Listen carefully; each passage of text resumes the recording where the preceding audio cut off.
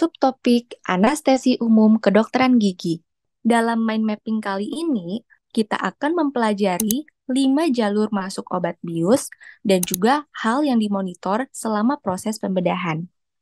5 jalur tersebut melalui enteral, parenteral, transdermal, transmukosal, dan inhalasi. Hal yang dimonitor selama pembedahan adalah tanda-tanda vital pasien dan juga kondisi pasien. Terdapat dua jenis anestesi yang dapat digunakan dalam prosedur dental, yaitu anestesi lokal dan umum.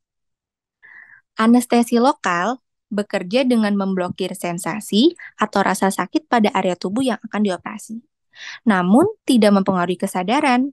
Dapat diberikan dengan cara disuntik, disemprot, atau oles pada kulit dan jaringan yang dilakukan tindakan. Sedangkan anestesi umum merupakan pembiusan yang membuat pasien jadi tidak sadar selama proses berlangsung. Digunakan untuk operasi besar, bedah rumit, butuh waktu lama, butuh kolaborasi dengan sejawat lain. Dapat diberikan melalui cara inhalasi atau dihirup, atau bisa disuntik ke dalam pembuluh darah, yaitu intravena.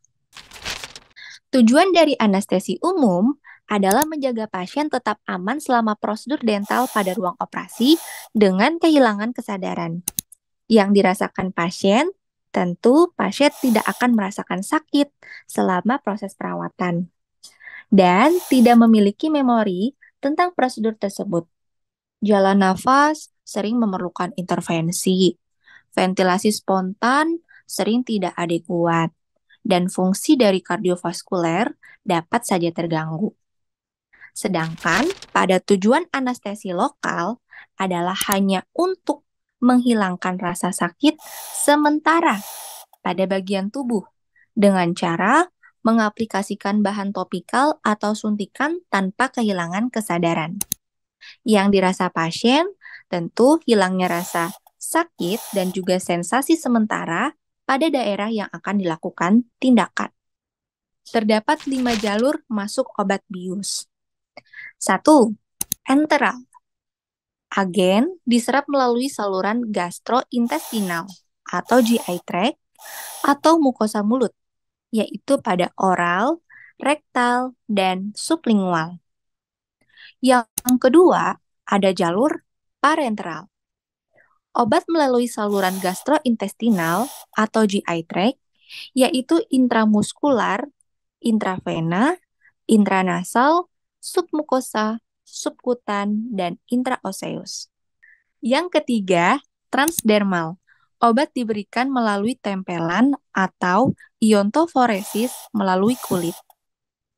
Jalur keempat adalah transmukosal. Obat diberikan melalui mukosa seperti intranasal, sublingual, atau rektal. Dan yang terakhir adalah inhalasi. Memasukkan zat berbentuk gas atau mudah menguap ke dalam paru-paru dan efek utamanya disebabkan oleh penyerapan melalui antarmuka gas atau darah. Apa saja sih kriteria pasien yang bisa dilakukan perawatan dengan anestesi umum? Pertama, pasien yang dipertimbangkan untuk anestesi umum harus dievaluasi secara tepat sebelum memulai prosedur sedatif apapun. Yang kedua, pada individu yang sehat atau stabil secara medis, secara riwayat kesehatan, dan juga penggunaan obat-obatan. Dan yang ketiga, pasien dengan pertimbangan medis yang signifikan mungkin memerlukan konsultasi dengan dokter perawatan primer atau spesialis konsultasi medis.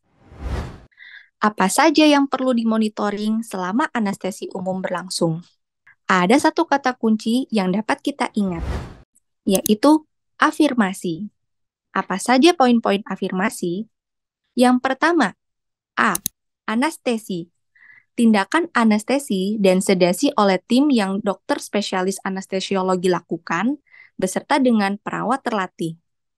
Yang kedua, F. Fungsi vital.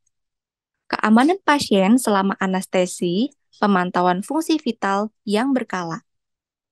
Yang ketiga adalah I. Saturasi. Pemantauan alat pengukuran tekanan darah, pola EKG, dan saturasi oksigen. Yang keempat, huruf R.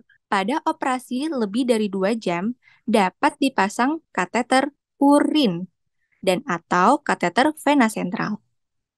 Yang kelima adalah huruf M.